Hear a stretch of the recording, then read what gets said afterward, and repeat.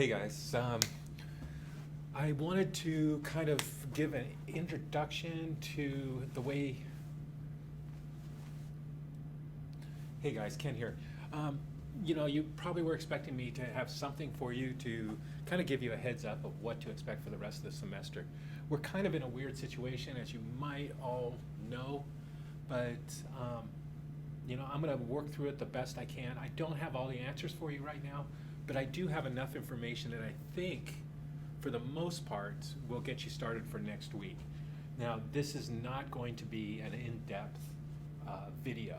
The idea here is I'm just going to kind of go through and give you the resources for next week.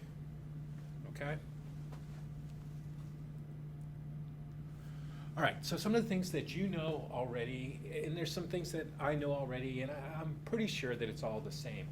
But I wanted to go over the important things that relate directly to you that I am aware of. Well, first of all, that the campus is open. And according to President Hansen, we had a meeting earlier today, and he specifically said there's no chance at this moment that the campus will close.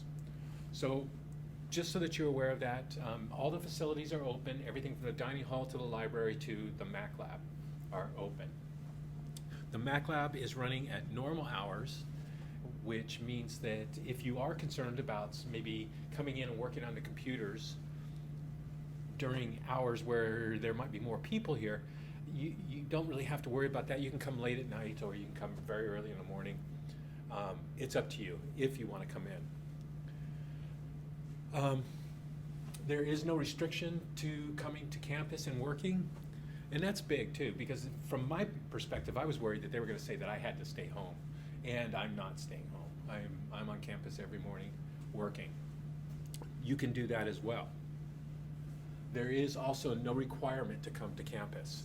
The flip side to the campus being open and you being allowed to come to campus is that you're not required to come to campus.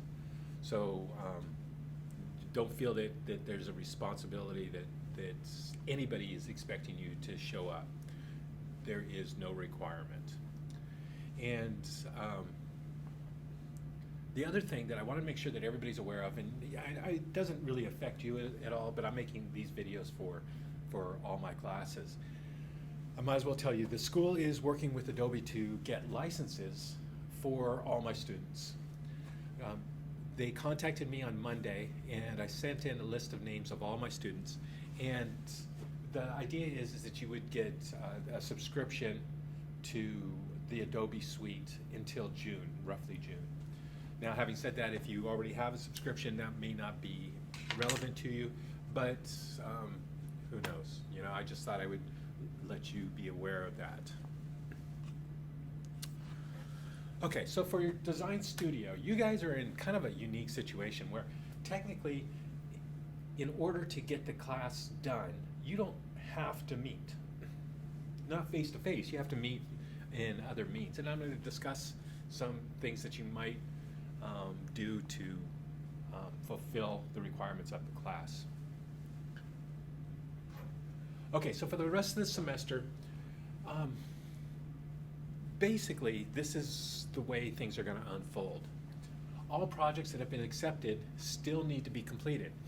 No matter what, we have to get those done. We have clients, and I mean, this is a very unique situation. It's affecting basically the whole world.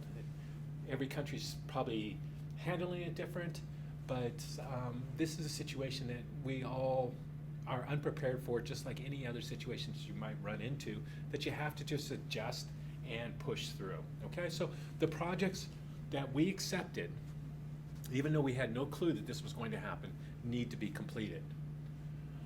You will be expected to contact each other and work from your chosen location, just as if you were in class.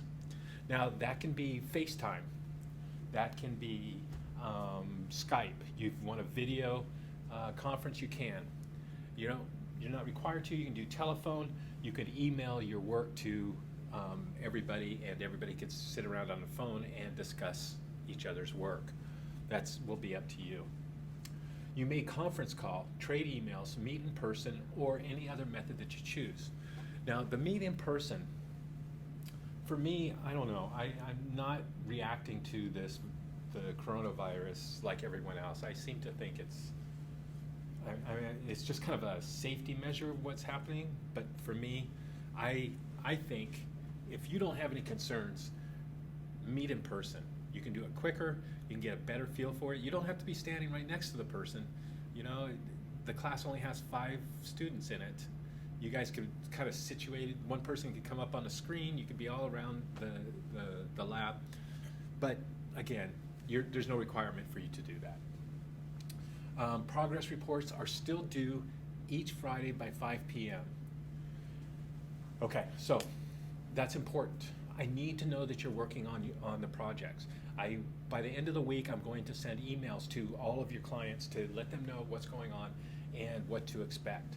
Basically, what I'm going to say is that the school has transitioned to online courses, and the school is not requiring students to come to campus. But I'm going to also tell them that they are required to finish the jobs that that you guys have accepted. Okay? So that's what they're going to get. And I need to know where you are by 5 p.m.